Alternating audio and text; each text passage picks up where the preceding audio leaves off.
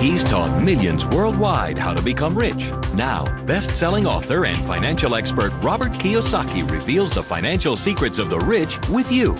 See how Robert's simple formula for personal wealth can transform your life and put you on the path to true financial freedom. 60 Minutes to Getting Rich begins right now.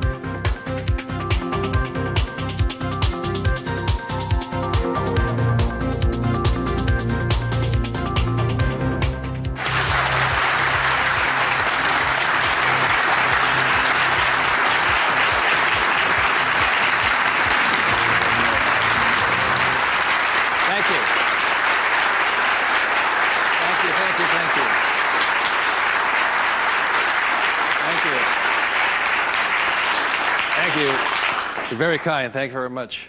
First of all, thank you for coming here this morning. And some of you came from some great distances. I remember every time I do a talk, I'm always worried that people won't show up. And so my ego couldn't handle the blow. So thank you for showing up, and I'll do my best to be of some value or entertainment today. First of all, how many people have had the chance to read Rich Dad, Poor Dad? Good. Okay, thank you. For those who haven't had a chance to read the book, I'll give you a quick background on the story. Rich Dad, Poor Dad is a true story, and it's based upon my two dads. My real dad was the head of education for the state of Hawaii, a very smart man. He was the boss and things like that when I was in school. And my rich dad was my best friend's father. And my best friend's father was a man who didn't finish school. He dropped out of school at age 13. But ultimately became one of the richest men in the state of Hawaii. Self-made, did it on his own, and stuff like that. So Rich Dad, Poor Dad is a true story of what two fathers tell their two sons, my best friend and I, about the subject of money. And as the the positioning statement of the book says, what the rich teach their kids about money, that the poor and middle class do not. And as we all know, for the most part, we learn very little to nothing about the subject of money in school. And so what we learn about money oftentimes is handed down from parent to child. And those are the ideas that we have relative to the subject of money. So my rich dad was a man who, he was my best friend's father, like I said, when you look at the white sand beaches of Waikiki and the hula girls and the palm trees, my rich dad was the guy that owned the land underneath the hotels. And my poor dad, I call him my poor dad, although he was a high-paid government official, and I do mean high-paid. He made a lot of money. In fact, he made much more money as far as a salary and paycheck goes than my rich dad. And so the story is really what my rich dad taught me as compared to my poor dad. And so what we're going to be going over today are some additional ideas and thoughts and information that may assist you in getting wealthier, easier, quicker. How many people would like to get wealthier, easier, and quicker? Good, thank you. So in contrasting them, most of us have heard, like my poor dad, very middle-class man, smart man, but he had middle-class ideas when it came to money and values. And he always said, son, our house is an asset, and it's our largest investment. And my rich dad would say, here I'm 9 years old, I go, okay, I got it, Dad, I got it, right? And then I would go over to my rich dad's house, and I would say, my dad just said, our house is an asset and our largest investment. And my rich dad would say, well, that's why your old man's not rich, is because your house is not an asset, and if it's your largest investment, you're in really big trouble. And that's when the contrast that started to hit me. And then my poor dad always said, do you think money grows on trees? And his favorite words were, I'd say, Dad, let's buy this. He goes, I can't afford it. And my rich dad said he forbade his son and I from ever saying the words, I can't afford it. He said, the moment you say you can't afford something, it becomes true. So the power of the spoken word or your thought has the ability to become what you think is real in the world. So if you say, I can't afford something, that becomes your real world or reality. And what my rich dad said instead was, instead of saying I can't afford it, simply say, how can I afford it? Or in school a lot of times, I'd say, hey Dad, guess what, I'm going to be a millionaire. He goes, you can't do that. And my rich dad said, never say you can't do something. Ask yourself, how can I do it? And he said, and just in the switching of those words, if you say, how can I afford it, your mind opens up to the possibility. And your mind then has to go to work. This is your single most powerful tool you have is the brain. But if you say, I can't afford it, then the thing goes to sleep and it sits there, goes dormant, and doesn't have to do any more work. You're the one who's doing the work then. So those are some of the subtle, differences. My poor dad, the school teacher, the head of education, always said to me, he says, son, go to school, get good grades, get a safe, secure job, high-paying job, and work hard. And my rich dad said, that's a good idea if you want to work hard all your life. He says, but if you want to get rich, you have to learn how to have money work hard for you so you don't have to work for it. And you also have to learn to buy companies. Don't be the guy applying for the job, be the guy that's handing out the job. But I want to give you something I rarely say to people, is that there was 3 main points that I think made a difference in my life. And point number 1 is that I realized very early on in life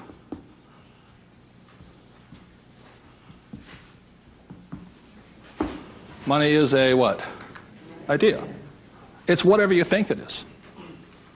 Now, when people say, well, how can I get more money? I say, well, just first change the way you think. Change your ideas. That's the good news. That's all you have to do. I realize when I talk to people about money, I'm slamming straight into their ideas. And a lot of times with money, there's several subjects you don't talk about at the dinner table: sex, religion, politics, and money, and whatever. And the reason for that is it's a very volatile subject. Whereas in my family, my poor dad, the school teacher family, was, I'm not interested in money. Money is not that important to me. I began to realize that was my poor dad's idea, it was his attitude. Whereas my rich dad always said to me, money is power. Money gives you power. Respect it. Treat it respectfully.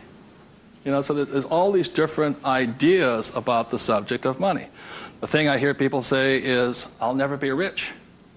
And that becomes a self-fulfilling prophecy, you see. And that's why money, just as an idea, is so, so powerful. And when I talk to people, I oftentimes ask them, I said, what did your parents tell you about the subject of money? Because that becomes real. If you were told, go to school and get a job, see, many of us may not be in the same profession, but we're following the same path. And most people did not come from families that were rich. In America, less than 1 out of 100 people at age 65 becomes rich. In the richest country in the world. 1 out of 100.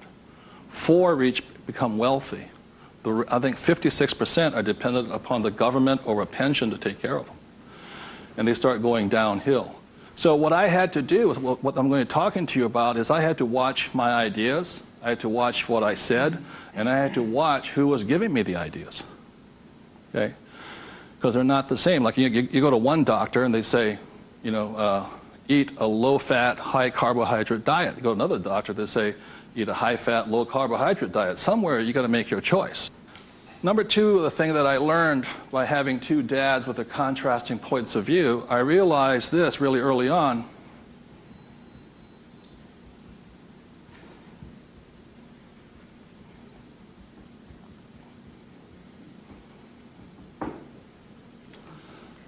I realized that money doesn't make you what? Rich. Because my poor dad made more money than my rich dad. So I think one of the biggest mistakes we've been going into is a lot of times people actually think if I win the lottery, then I'll be rich. Or if I go to Vegas or gamble or my luck changes, then I'll be rich. It has nothing to do with it. Money is a very powerful tool, as my rich dad used to say. If you use it well, it'll make you richer. If you abuse it, it'll make you poor. So one of the big things that my poor dad made the mistake of saying, he always thought that if he got a pay raise, that would solve his money problems. And the trouble is, every time he got a pay raise, he got bigger problems. So it made him poorer and poorer the more money he made. Does that make sense, you guys? That was a very big problem with him. And then the third thing I realized by having 2 dads and having 2 contrasting points of view was that there's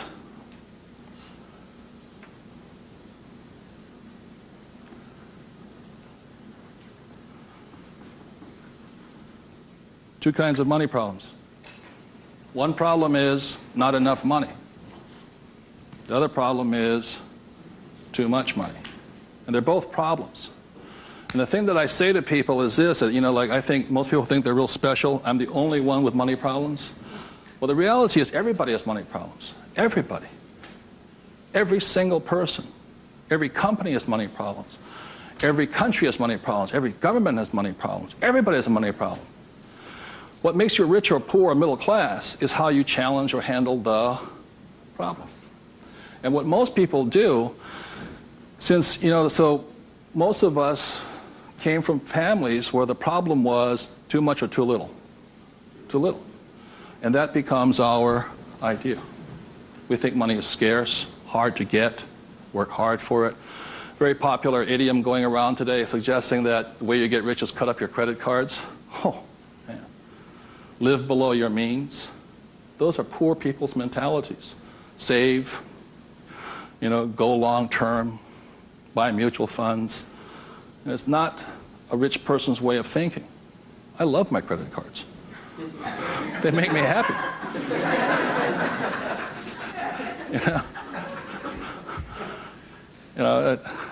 I drive, he says, drive a cheap car. I don't look good in a cheap car. I don't feel good. Now, the point I'm making here, again, there's poor, middle class, and rich. And very early on in my life, I really realized that being poor and struggling did not look good on my face. I did not like it. But I grew up in a family that if you were rich, the idea was that you were crooked, evil, not caring, inhuman, not generous, and all that stuff. So if I said I want to be rich, then I went against my family's values. It was tough having that. Now, the other thing I saw was that by my rich dad managing his money well and becoming a business owner and an investor, that he got richer and richer and richer. Then he had a different kind of problem. His problem was too much money. And my rich dad said to me when I was about 18 or 19 years old, he said, son, there's two kinds of problems. Not enough or too much. Which one do you want? And at that point,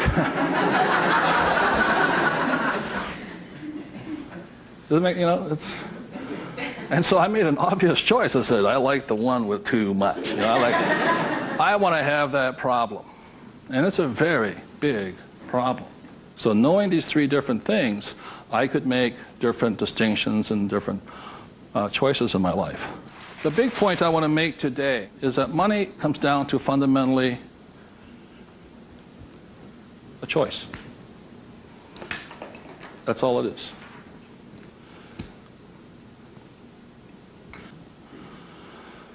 And so, as a young boy having two dads starting at age 9, I had to make a choice of which dad I was going to listen to. And it was a tough decision. Really, really, really hard because I loved both men. Both men were big men. If there was a role model that they filled, they were tall, and they acted like John Wayne or Robert Mitchum, not Pee Wee Herman. They were big, strong, powerful, good, honest, hardworking men. I love them both. But their ideas were almost polarized, completely opposite. And that's why in Rich Dad, Poor Dad, in the book, I write that Robert Frost's poem, I think The Road Less Taken or The Road Less Traveled, I had to make a choice of which one I was going to listen to. Which one was I going to follow down the path? And I made that choice. And it was a hard decision because I had to go against my whole family's culture, beliefs, and they're all school teachers.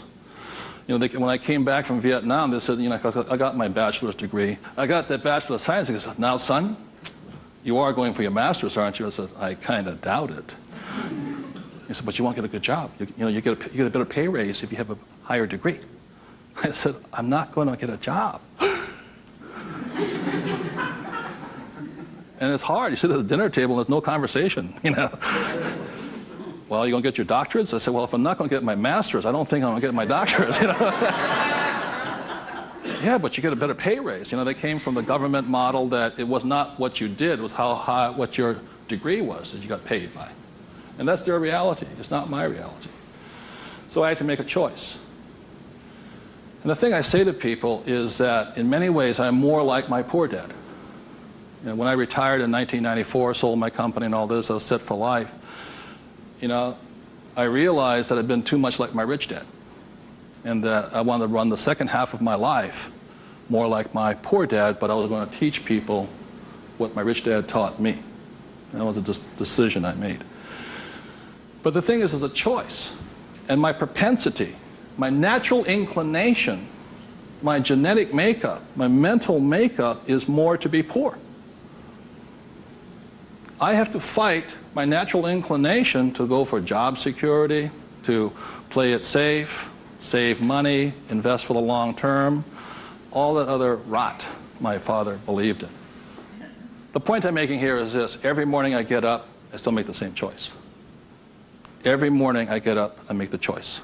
Do I make the choice to be poor, middle class, or rich? And we all have that choice. You know, we have to, as individuals, make that choice. By the end of my talk today, you'll find out how easy it is to become exceedingly wealthy. But it's just a choice. Okay? So my intention is to maybe shake some of your core values. You know, think about the way you think, change the way you think. You may want to make some new choices and things like this. That's my purpose.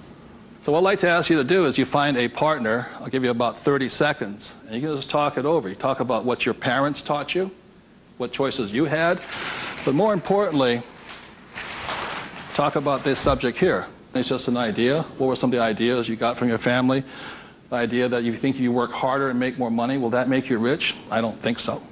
And there's only two kinds of money problems. Which one do you want? If you're sitting by yourself, break out a notebook and just write down some of your thoughts. Because really, it's just your ideas that cause you to be rich, poor, middle class. So we take about 30 seconds and discuss with the person next to you some of these ideas. Thank you.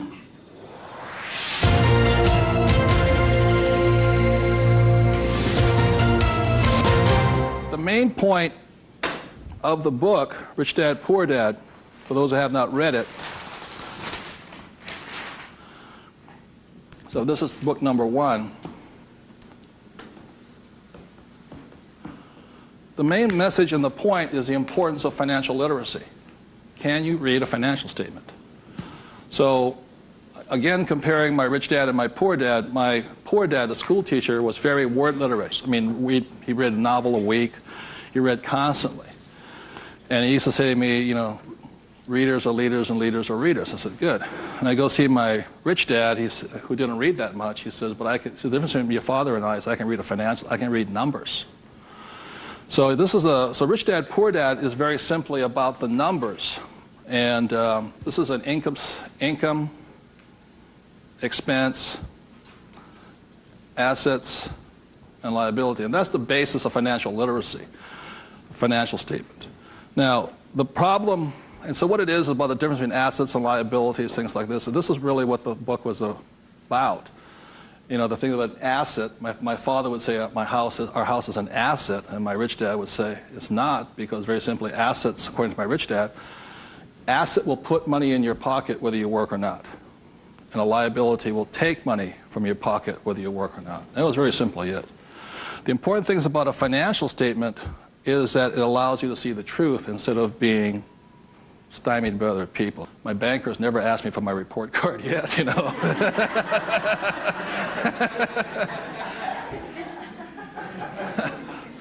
And what your banker asks for is your what? Financials. Because what a banker wants to see is your financial intelligence, not your academic intelligence. And both are important. Academic intelligence is important, you know, forever. But so is financial intelligence. So what my rich dad said, your financial statement is your report card once you leave school. And the problem is 99% of the people leave school and they don't have a clue what a financial statement is, much less what a checkbook is. You know, they know credit card, but they don't know much beyond that. And so they're easily swayed with the idea your house is an asset. And that's what gets them in trouble. They can't tell the difference between an asset and a hole in the ground. So that's a big problem there. Okay? And then book number 2, which is this one here, was the cash flow quadrant. Quadrant means 4. And the quadrant was the 4 people that make up the world of business. E stands for employee, S stands for self-employed, B stands for business owner, and I stands for investor. So my poor dad always said to me, son, go to school and get a job. So he was programming me to come here. But I kept saying, but I want to be rich. And my mother says, yeah, don't listen to your dad, My mother was a nurse. And she says, if you really want to be rich, you should become a doctor. They make a lot of money. So my mother was saying become, specialist, self-employed, or small business owner, independent. You hear people say, if you want to be successful, get a profession. Something you can fall back on. Become a plumber, electrician, attorney, accountant, something you can fall back on. Because these guys are the smart guys. These are the people that become doctors, lawyers, accountants, and they're really the brains of the class. My rich dad said to me, Robert, you make a lousy employee. You can't follow orders. You don't like sitting still. And you're not very smart. I said, right. He says, you'd be very good over here. He says, because these guys aren't that smart. And that's the truth. That's why some of the richest people on earth are over here, because they're not smart. But they know how to surround themselves with smart people. And that's one of the biggest differences. And the other part is the investor. And the investor uses a different mentality, different emotions. The investor wants their money to work for them. And their words are, what's my return on investment? How soon do I get my money back? See, most people have the money in a 401k. That's not an investment plan, it's a savings plan. An investor would not do that because it ties that money up too long. I want my money in and I want my money out. I want to know when it comes back to me. It's called velocity. How soon do I put it in? How soon does it come back? Savers put it in and they leave it there forever. It's a different value system. My rich dad said, you always tell an employee by their words. They use the same words all the time. He said, an employee will always say, I'm looking for a safe, secure job with benefits. Always. My rich dad also said you can always tell a self-employed person because they'll say such things as, I'm going to charge you 6% commission, like a real estate salesperson, or $100 per hour, or I'm going to charge you for the job by this much. So they go, for these people, time is money. And the business owner, what they say, I'm looking for the smart people, best people, I'm looking for the best system. They don't, because they want to move on and start another business. They want to have multiple corporations. Very big difference. And an investor says, I want an ROI. Now, the theme song for the self-employed, the difference between the small business owner and the big business owner is very simply this. A big business owner, if they do the job right and build a company, they can leave. And when they come back, the company's doing better without them, more profitable because they have the right people running it. A self-employed or a small business owner, if they leave, the income goes where? Down. Or if they have employees, they just ferret out they just take everything, the thing falls apart. So that's the difference. And also the difference between an S and a B is the size of their ideas. Like a lot of times I meet people come up to me and say, I want to start a hamburger stand. One hamburger stand, Whereas the same guy named Ray Kroc comes and says, I'm going to build a hamburger stand all over the world. Difference in vision, idea, and leadership skills. They're very, very different people. And the reason they're different is because emotions. This person here values, it's fear, so they want security. Security drives them hard. So they're fearful. This person over here is lack of trust. And these guys, they're highly specialized. They're also the most satisfying, because they have their own time, their own life, and all this. They're very happy this way, but it has its limitations also. And generally, these people are limited to about $500,000 a year max in here, just because time is money. Over here, it goes unlimited, how much you can earn. So there are very, very big differences in the thing. The investor here, their thing is they're neutral, emotionally neutral. In other words, what that means is they don't care if you're winning or losing. When somebody says, I go to somebody, the stock market's going to crash. The mutual funds get wiped out. They're not neutral. They're reacting. A true investor doesn't care if the market goes up or the market comes down because they're going to make money either way. That's an investor. They really do not care. They know that losing is part of winning. It's called money management, how well you do that and all this. Very, very neutral. And this person over here, the emotion is patience. You have to be patient. These guys want to get paid now. These people may not get paid. I think the average is, 3 years, right? They don't get paid. That's why the first question when somebody comes to ask me to invest in their company is, are you willing to work for free for 3 years? I go, no. I said, well, I don't invest with you. Because you're still thinking like this. So those are the emotional differences. Because today, just being an employee is suicidal. Today you have to be employee plus an investor. You can be self-employed plus investor. Okay, you have to be on both sides of the quadrant, is what I'm saying, minimum. Whether you're here, here, or here. If you ever want some time off, you have to be an investor today. So very simply on, starting from the age of 9 and 10, I started here and I stayed here. That makes sense, guys? I stayed here. Because this is my money working hard for me, so I don't have to work hard for money. It's a different point of view. They're very, very different. The rich have the best investments, number one, because they have money. People say, how do you find a deal? I say, get rich. Because if you have money, they come find you. It's really simple. The thing about this one here, the richest or the fastest game in the world played today, the way to get rich forever has been this one. I talk about in this book how my rich dad went and bought one of the best pieces of white sand beach in Hawaii. And I said, how did you afford that? He wasn't making any money. He didn't have a job. He wasn't this. He says, how do you afford the best piece of beach in Hawaii? He says, personally, I can't afford it. See, none of these people could afford it either. It was about $10 million.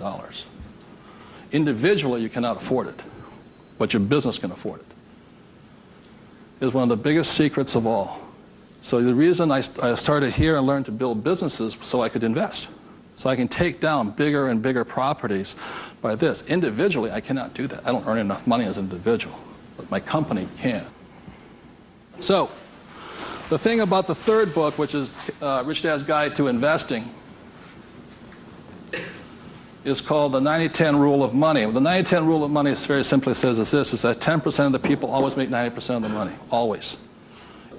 That's a very big part of it. And a big part of the investment book is how do you take your idea, build a business around it, and take your business public. So the reality, as I know, is every single one of you sitting out there in the audience, you have an idea that can make you exceptionally wealthy beyond your wildest dreams. Every one of you is creative enough to have an idea. The trouble is, when you went to school, they didn't train you to be a business owner. They trained you to be an employee, working for the rich. What the rich have the ability to do is take their ideas and create massive businesses out of them. So you have your business, which does your investing for you. And the tax laws are written in your favor, investing through a business. That's how the rich get rich, because they pay less in taxes, very simply because they invest through the B and I quadrants. Investing from here, the laws are written against you here.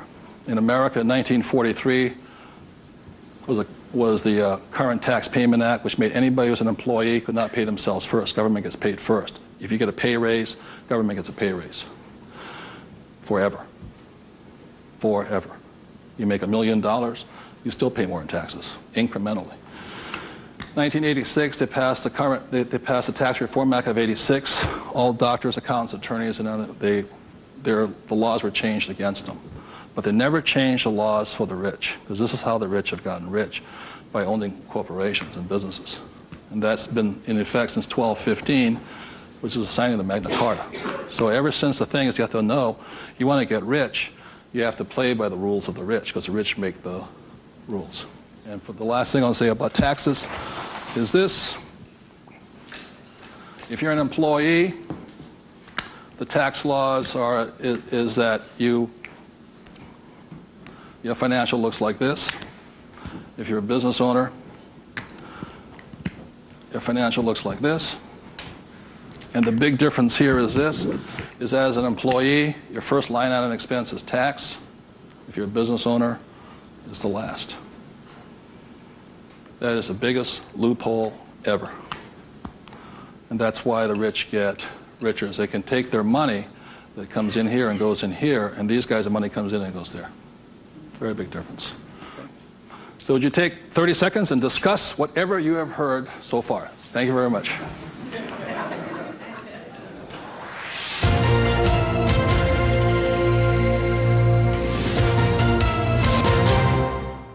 One of of the ways I understand that money does not make you rich, when I was in my 20s, late 20s and early 30s, I became a millionaire.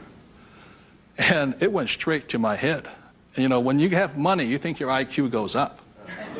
And in reality, your IQ goes down, you know. And it was fast cars and even faster women. And I was a millionaire. I was a bon vivant around Waikiki. Now, I don't regret a thing. It was a lot of fun. But the more money I made, the more stupid I became. Anybody ever had that problem? So that's how I learned. I made a lot of money, and it made me instantaneously poor because I still had poor habits here. You see this right here? This is financial literacy or financial intelligence. If you cannot read a financial statement, you cannot tell what's happening. You cannot read. And what you don't see here is how the rich make more and more money because of this one little loophole here. You know, that's my account. You know, over here you hit 335,000 in income, and your tax rate keeps going up. Over here you hit 335 in income, your income rate, tax rate goes down. The laws are written for the rich by the rich, period. So very quickly I'll go into a financial statement, and this is the basis of wealth here.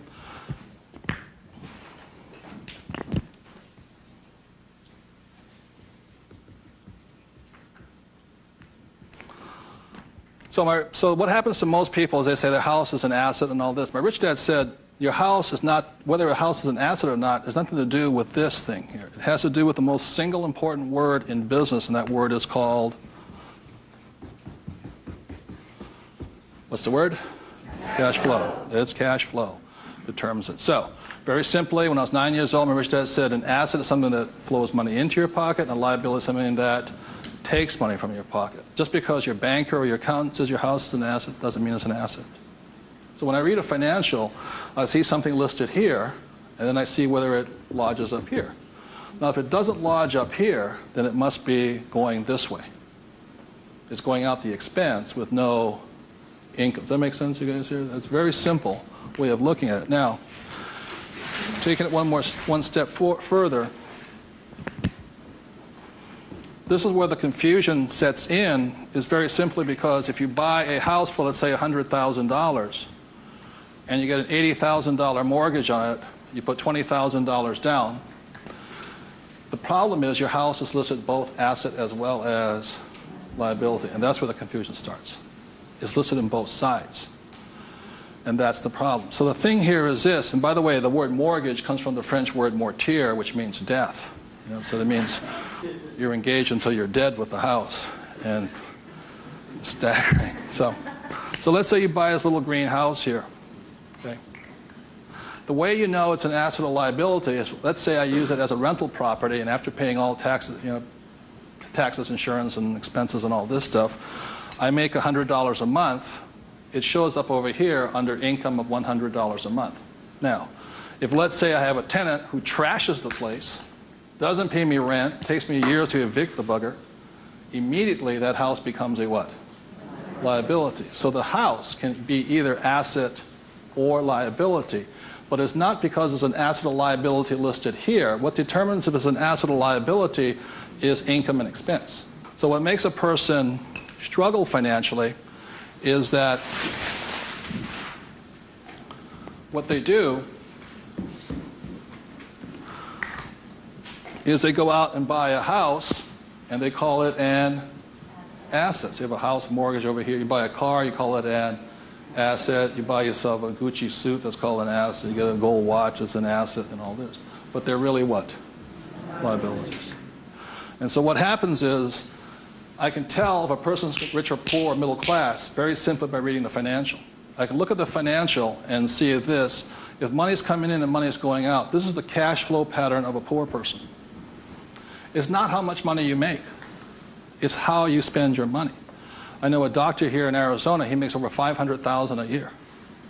But he spends $525,000 a year. It comes in and it goes what?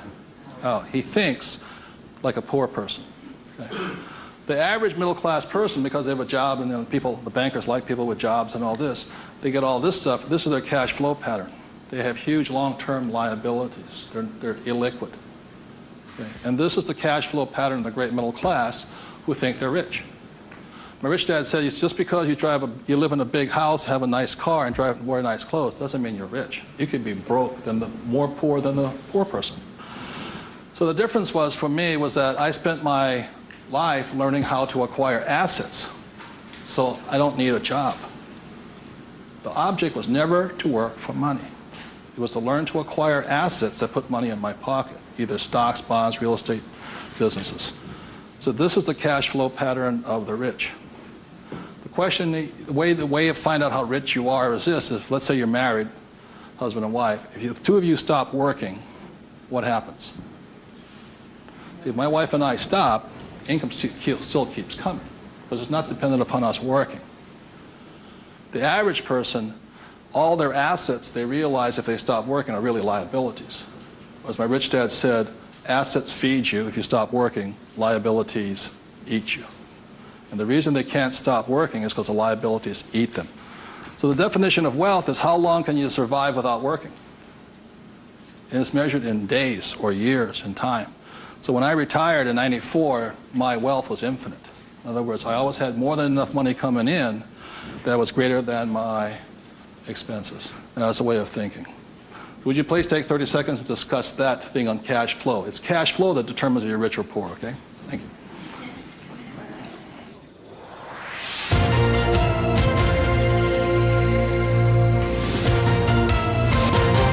So one of the things I want to be clear on this is whether you're an employee, self-employed, business owner, or investor, the most important thing is this asset column here is your business. One thing my rich dad said, you got to mind your own business.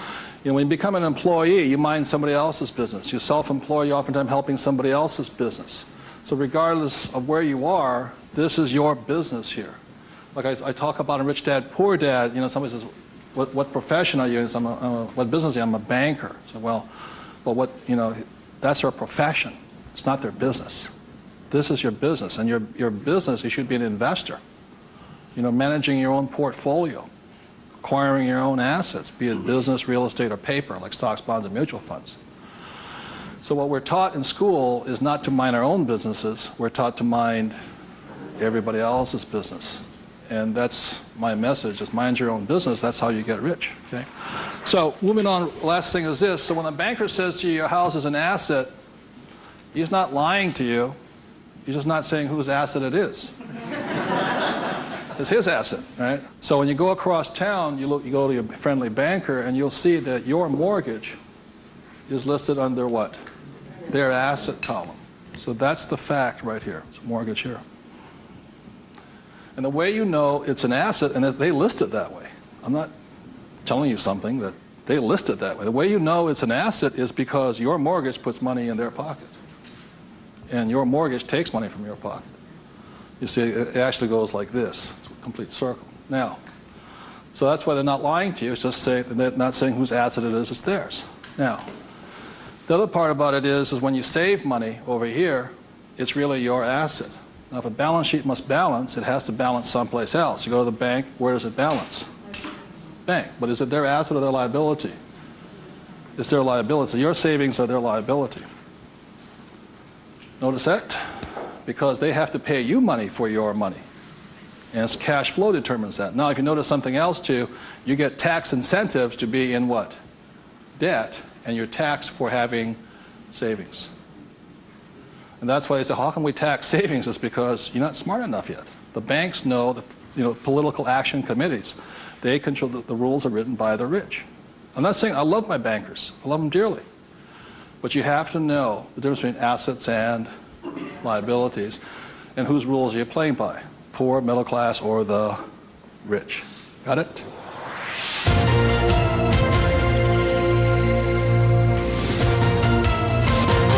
I'm going to talk about a subject that's getting nearer and dearer to many of my peers' hearts lately. And the subject is retirement, or the lack of the ability to retire. So I said the way I retired early has to do with the issue of this.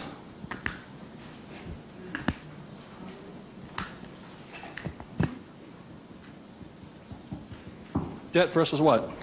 Equity. The reason I could retire early was because I'm in debt.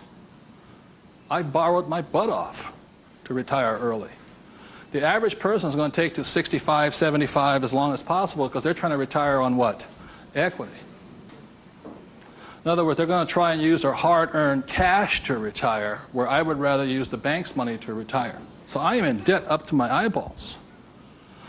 Because the reason is I know some of you out there, because I'm sure some of your parents told you to get out of what? Debt. Well, that's not that intelligent.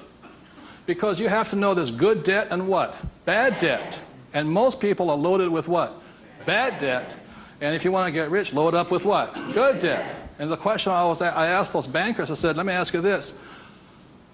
How long would it take you to save $1 million? I'll ask you guys, how long would it take you to save $1 million? A couple of years at least, right? Yeah.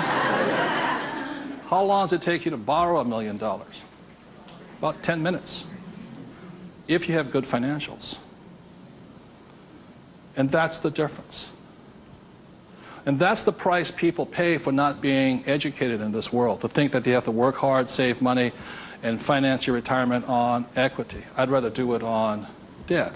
And the way I do it on debt is my banker will always lend me money on a thing called real estate.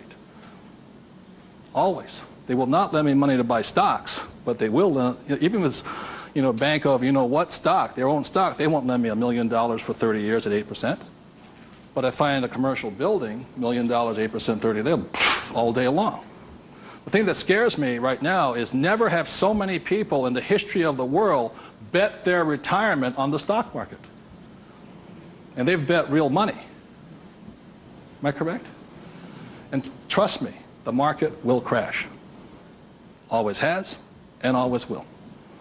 Now, those taking deep breaths right now, it's because you're not, because that should be good news. Because if it crashes, that's when you get rich. But the people who have been trained to think of playing it safe and all this, they're going to be in terror. Completely different point of view. So the point I'm making here is this: one of the reasons I wanted to get educated, understand cash flow, play the game, was just so I could borrow money faster. When my poor dad always said to get out of debt. Debt was bad. So I just called, I just called my broker down the street here. I said, I need 2.4. He says, come in and sign the paperwork. That was it. 2.4 million, just sign.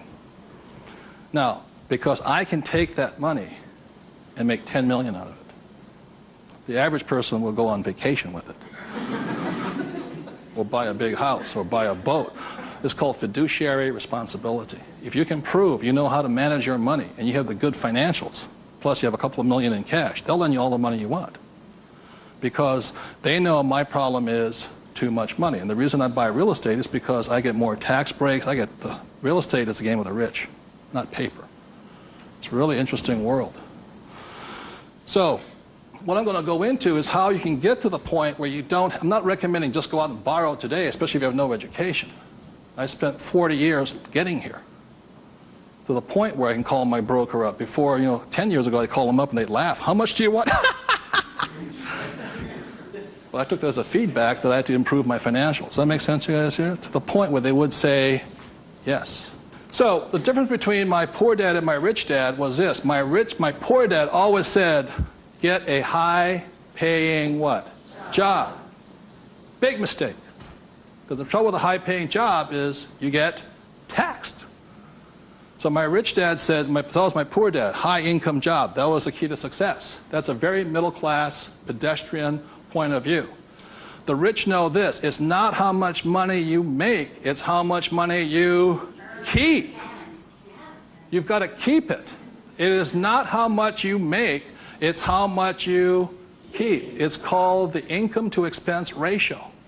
In other words, how much drops to your bottom line. Does that make sense to you guys here? How much drops?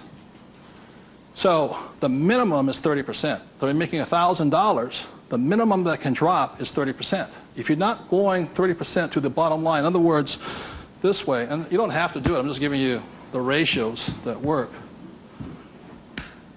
If you have $1,000 coming in this way, then 300 needs to hit here somehow. That's the ratio. The average person, you know how much is hitting here? Nothing. That's why they're poor. They're making more and more money, a high-paying job, you know. I went to the university to get a high-paying job, and I'm now at GS-19, and I'm getting more money, but less is dropping here. Does that make sense to you guys here? Because they're buying more what? Liability. It's called the income-to-expense ratio. How much is dropping? That's what counts. I listened to Sir John Templeton. He said when he first got married, for every 1,000 that came in, 500 hit here. That's what makes the rich rich. It's not how much they make, it's how much they keep. It's a matter of focus. And my poor dad always said, I'm making more money. My rich dad says, I'm keeping more money. Big difference, huge difference in long-term wealth. It's how much is hitting this here. So the thing I have is an exercise that'll prove that anybody can be rich. And when I was a little kid, my rich dad gave me one of these. He gave me 3 of these little things. They're called what? Piggy banks. So if you want to get rich, go out and buy 3 of them. Okay? 3 piggy banks. That's all it takes to train yourself to think to be rich. Now, for every piggy bank, so you have 1 piggy bank, 2 piggy banks, 3 piggy banks. 1 is for saving, 1's for investing, and 1 is for tithing or charity. Very important to give. The decision you make today, I'm talking about choices. You can say, well, that's too simple, you know. But the choice you make is for the rest of my life, or for the next 90 days, whatever you can handle, how much am I going to put in each bank every day? Not once a week, every single day. Because what you're training is your brain to think like and act like and be like a rich person. You're dropping it to the bottom line. So, let's say the most you can handle today, given your horrific financial brilliance, is $1. Good. Now, I don't care the dollar amount, but I do care that you do it. It's like going to the gym and saying, you know, today I look like a sumo wrestler, but tonight I'll look like Arnold Schwarzenegger. It's not possible, you know what I mean? It's not going to happen. So how many people right now could say for the rest of your life, with 3 piggy banks, you'll put $1 a day away per bank? Good, right? And everybody can do it. But the problem is, most people won't. And that's the difference. But once it hits your piggy bank, it's yours for the rest of your life. You pass it on for generations. That's what the rich do. The middle class finds some cheap and tacky excuse to break the bank. Am I correct? You know, I got to spend this money. That was my poor dad. Well, if I make more money, I'll get a pay raise next year. Government, you know, be a GS-19.5. But they kept breaking the bank. Now, it has nothing to do with the dollar amount. It has to do with the habit, the way of thinking, that this is more important to me than eating. It's more important than my kids' clothes. More important than everything else is this. This is first. So start with $1. Everybody can do that. All it is 0 to go to 10. Now, at this point, people say, well, that's not that tough. Try $10 a day. Then you see some heartbeats. At that point, you're now at the boundary of what's possible for you. It's only a 0 added on to it. And you want to spend it. Now, if this becomes easy at $10, then just up it to, and you'll find your heart rate going up. So when people say, well, this is a simple exercise, I'm beyond it, then try going to, it is not the dollar amount. I mean, it's not the things, it's the habit. And you know you're a stud.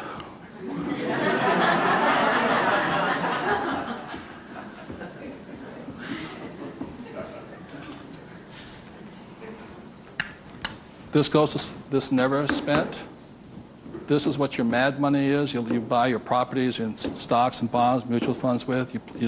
You can afford to lose this if necessary, but you never lose this one.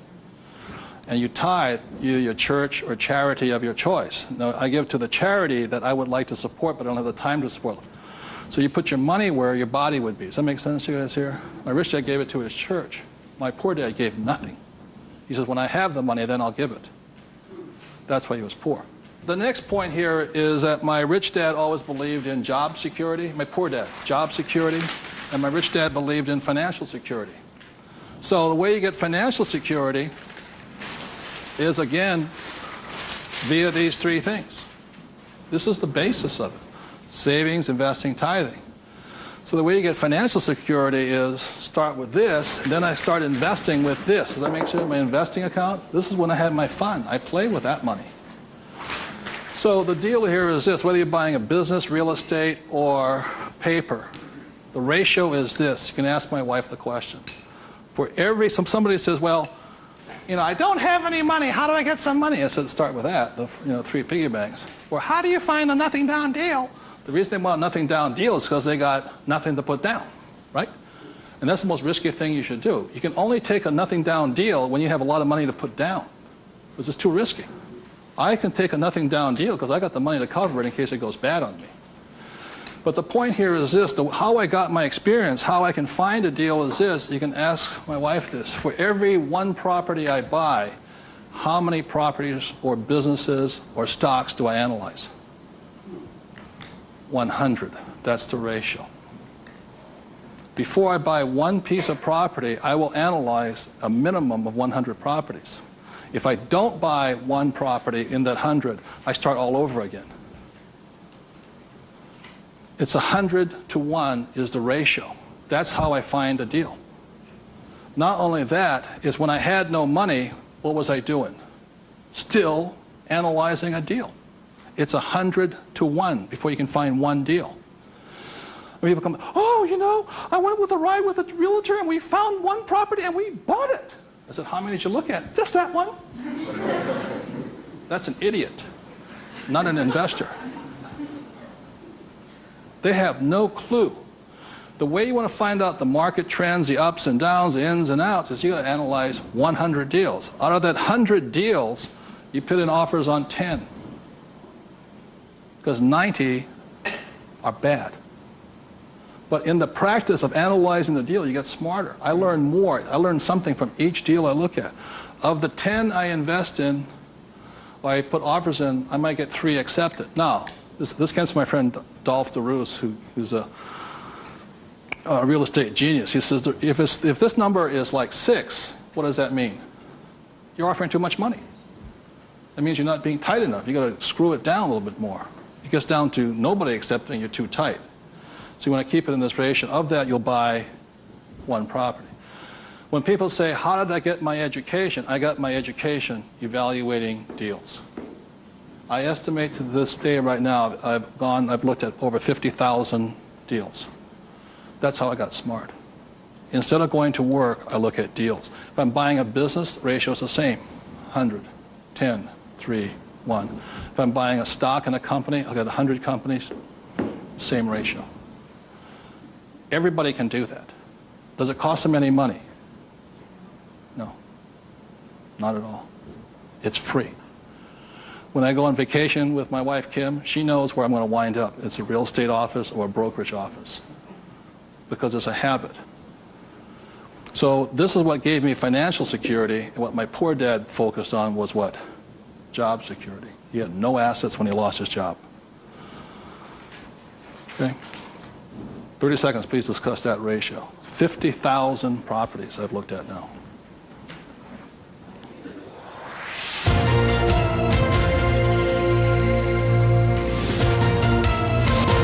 I'm going to do one last thing that, in my experience, keeps most people poor or struggling financially. So you remember the 3 piggy banks? That gives you the money.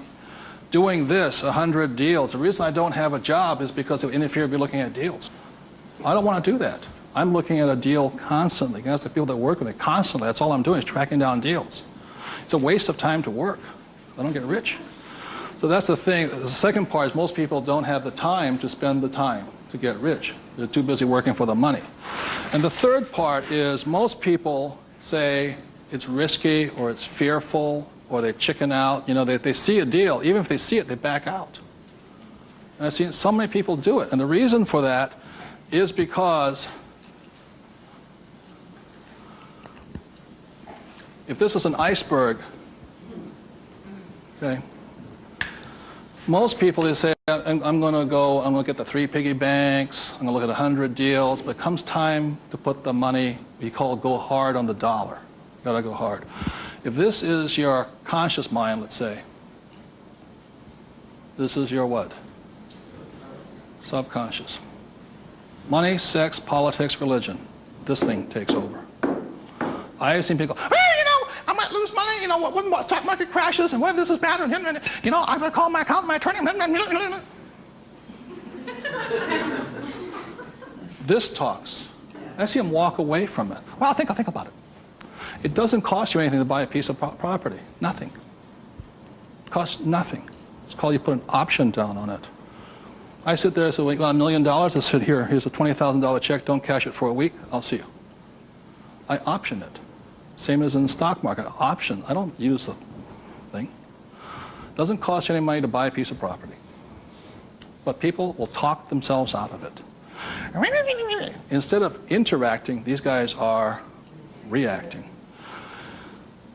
And it's really tough here in Arizona, or you don't know what it's like to be in New York. I'm going, it doesn't make any difference, because the problem is between your ears.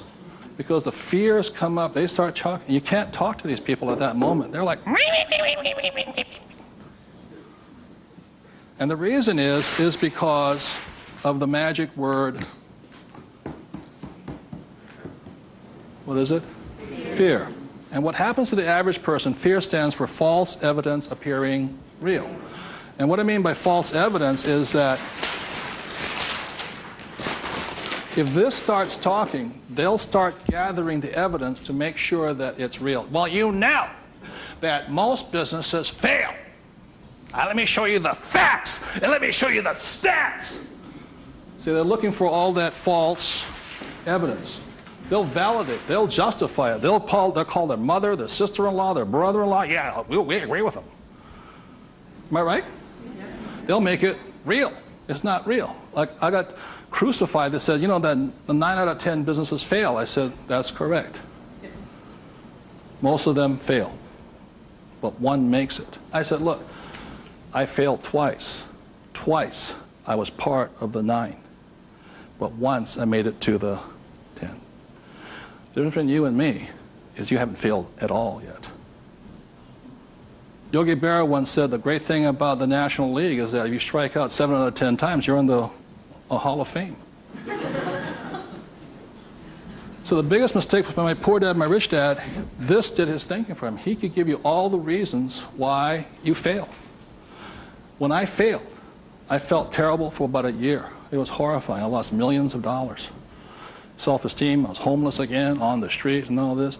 But once I got that back, I was stronger. Then I failed the next time. Oh, but 6 months, depression. Third time I hit it. Difference is my poor dad said, you failed. My rich dad says, you haven't failed enough. There is a difference. And my rich dad also said, failure is part of success. People who avoid failure also avoid success. So your biggest expense is not what you spend. Your biggest expense is the money you're not making because you're afraid. So the thing that my rich dad taught me very early on, called fear.